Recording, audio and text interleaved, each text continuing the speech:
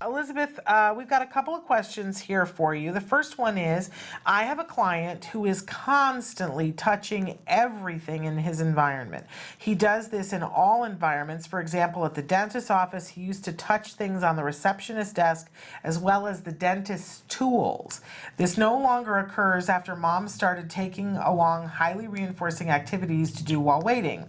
Unfortunately, during a typical day, he continues to touch everything.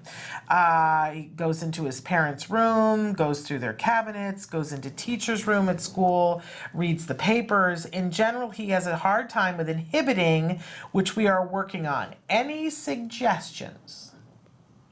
Yeah, I'm really happy to hear that they're already working on inhibiting those behaviors as well as bringing along reinforcing activities when they're out in the community. But that sounds like it's still a bit of an issue at home and throughout just the daily life for this child. So working on play skills, task completion skills, functional pretend play, replacement behaviors can go a long way.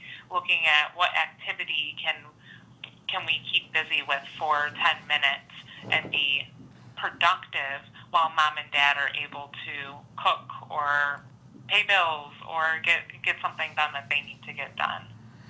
Yeah, there's a lot to be said for boredom, right? I just was talking to them about being at the doctor's office the other day and watching a dad in the waiting room with his son and his daughter. Dad was on his phone and playing on his phone, so he had something to prevent him from being bored, but there was no magazines for kids.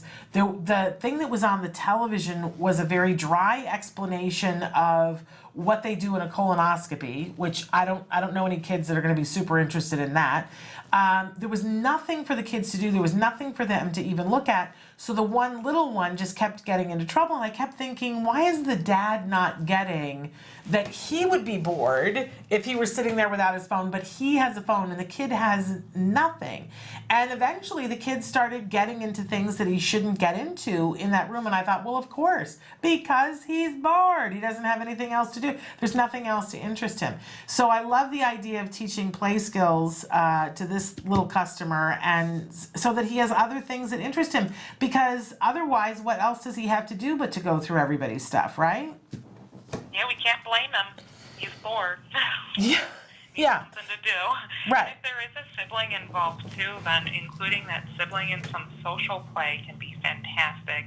From the example that you just gave, Shannon, having a couple of kids there getting bored together can create a lot of mischief. Oh, but if one child can take a little bit more of the lead and initiate an appropriate social game, that can keep both kids a little quieter and a little more patient out and about. Yeah, there's some phrase about idle hands, or something mischief that my grandmother used to say. But my grandmother always used to say, make kids work and give them lots of things to do, and then they won't get into trouble.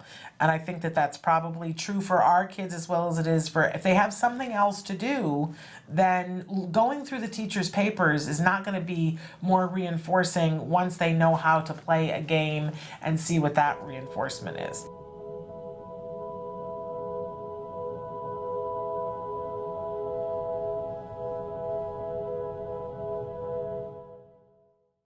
Hey, thanks for watching Autism Live. To subscribe, click here.